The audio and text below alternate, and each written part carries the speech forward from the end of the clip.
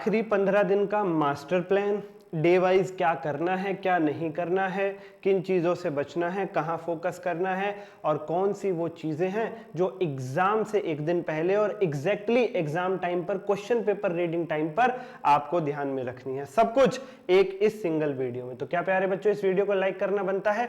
हाँ सर जी, फटाफट लाइक कर दीजिए। इस वीडियो का लाइक टारगेट 30 लाइक्स का रखते हैं और अंत तक जरूर देखना, बहुत ज्यादा कीमती इंफॉर्मेशन है। जैसा मैंने कह दिया, डे वाइज बता करके चलूंगा। जो बच्चे पूरी तैयारी करके बैठे हैं उनके भी काम की चीजें हैं, जो बच्चों की तैयारी थोड़ी कम है उनके भी काम की चीजें हैं। और अगली बात, अगर free of cost advance accounts की रिवीजन चाहते हो तो सब्सक्राइब करके बेल आइकन दबा लो। इस वीडियो के डिस्क्रिप्शन में एक प्लेलिस्ट है, उसको जाकर के देखना शुरू कर दो। सारी कॉन्सेप्चुअल रिवीजन फ्री में, और उसके साथ RTO, PYQ, MCQ, chapter wise test और जो भी प्यारे बच्चों नोट्स हैं वो सब चाहते हो तो इस वीडियो के डिस्क्रिप्शन में एक छोटा सा लिंक है, उसको ज्वाइन कर लो। नॉमिनल सा प्राइस है, 35 आवर्स में सब कुछ है, एवरीथिंग। एग्जाम से 3 दिन पहले लोगे तो भी हो जाएगा, पर जल्दी ले लोगे तो मजा आएगा। 15 डेज मास्टर प्लान शुरू करते हैं, लेके प्रभु का नाम। हमने इसे प्यारे बच्चों फेजेस में बांटा है, सबसे पहले 5 दिन का फेज आपको क्या करना है? पहले 5 दिन में रिवीजन करनी है और अपने वीक एरियाज को आइडेंटिफाई करना है। पहले 5 दिन का ऑब्जेक्टिव क्या रहेगा?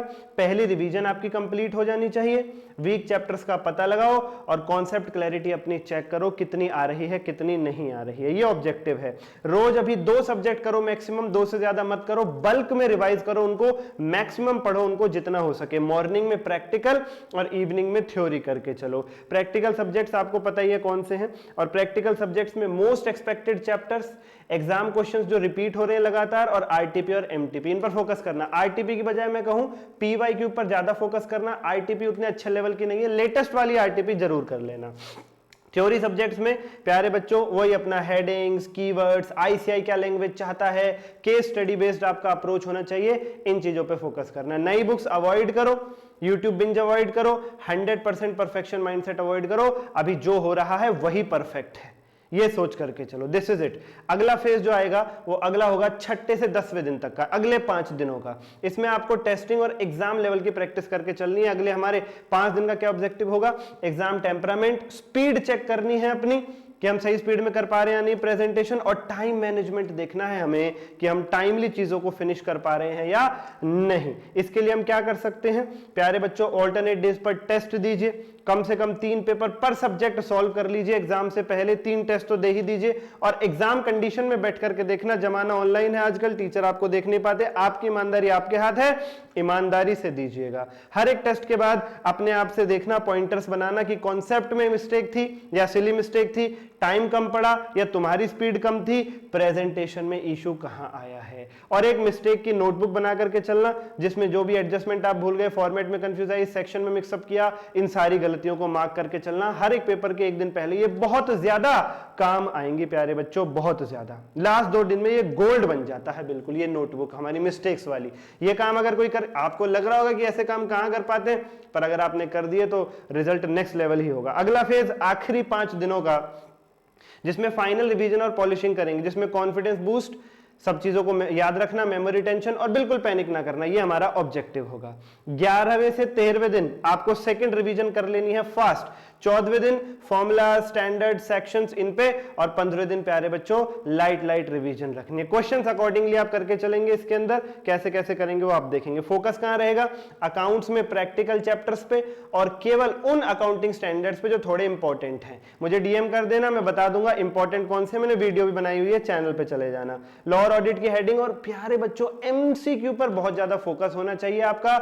एमसीक्यू पर फोकस नहीं करोगे तो मारे जाओगे। लगातार इस बात को लेकर के मैं डरा रहा हूं आपको, एमसीक्यू पर फोकस नहीं करोगे तो मारे जाओगे। एमसीक्यू पर फोकस होना बहुत जरूरी है। क्या नहीं करना है आखिरी दिनों में?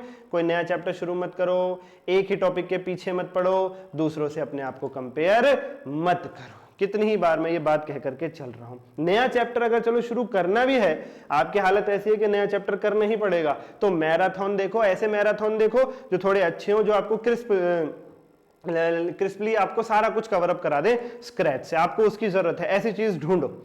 एग्जाम वाले दिन नींद पूरी लेनी है प्यारे बच्चों, कम से कम 6, बल्कि मैं तो कह रहा हूं 7-8 की नींद हो जाए तो और बढ़िया है। जितना फ्रेश माइंड ले जाओगे उतना बढ़िया है। कोई हैवी डिस्कशन नहीं, ना घर वालों से, ना दोस्तों से, ना यारों से, ना अपने आप से, कोई चिंता नहीं कैसी भी, हकूना मटाटा, यानी कोई चिंता नहीं और अपनी प्रिपरेशन पर भरोसा रखना। याद रखना, जो बच्चा 70% पढ़ के जाता है लेकिन अब उस 70% को लेके 100% कॉन्फिडेंट होता है, वो 70 ही स्कोर कर जाता है, 60 तो कम से कम कर ही जाता है। जो बच्चा 100 की तैयारी करके जाता है, कॉन्फिडेंट होता है केवल 50% या उससे भी कम, वो फिर नंबर भी 50 ही ला पाता है। याद रखना मेरी इस बात को, confidence is the key. Sir कहां से लाएं? जितना पढ़ा है उस पर भरोसा रखो, आईसेक स्टडी मैट पे भरोसा रखो, जिस भी टीचर ने पढ़ाया, अब तो पढ़ लिया, जिस भी टीचर ने पढ़ाया उसकी टीचिंग पे भरोसा रखो और अपने आप पे भरोसा रखो। भरोसा बाजार में नहीं बिकता, आपको ही रखना होगा, आपको ही जनरेट करना होगा। एग्जाम के समय पर पहले 15 मिनट जो क्वेश्चन पेपर रीडिंग के लिए आपको मिलेंगे, उसका बहुत कीमती इस्तेमाल करके प्रैक्टिकल चैप्टर्स में, प्रैक्टिकल सब्जेक्ट्स में ये पता लगाना है कौन सा चॉइस में छोड़ना है, और थ्योरी में ये प्लानिंग कर लेना कि पहले कौन सा और बाद में कौन सा। बिल्कुल बेस्ट वाला पहले करना, स्ट्रॉन्ग, हाँ वही स्ट्रॉन्ग क्वेश्चन पहले करो, और वर्किंग नोट्स का बहुत ध्यान रखना प्रैक्टिकल चैप्टर में, फॉर्मेट और हेडिंग वगैरह। ठीक है, बिगेस्ट मिस्टेक क्या हो सकती है? एग्जाम डेज में 16, 17, 18 घंटे पढ़ना, थ्योरी सब्जेक्ट्स को इग्नोर करना, राइटिंग प्रैक्टिस ना करना, रिवाइज करने से बचना, डरना, मॉक टेस्ट ना देना, पैनिक करना, इन सब चीजों से बचना है, ये नहीं करना है। ये सब अगर आपने किया प्यारे बच्चों तो गारंटी है नंबर कहीं और ही जाएंगे। इन बातों पे ध्यान दीजिएगा, लाइक करो, सब्सक्राइब करो, फ्री रिवीजन के लिए चैनल पे जाओ और बैच के लिए डीएम करो। धन्यवाद।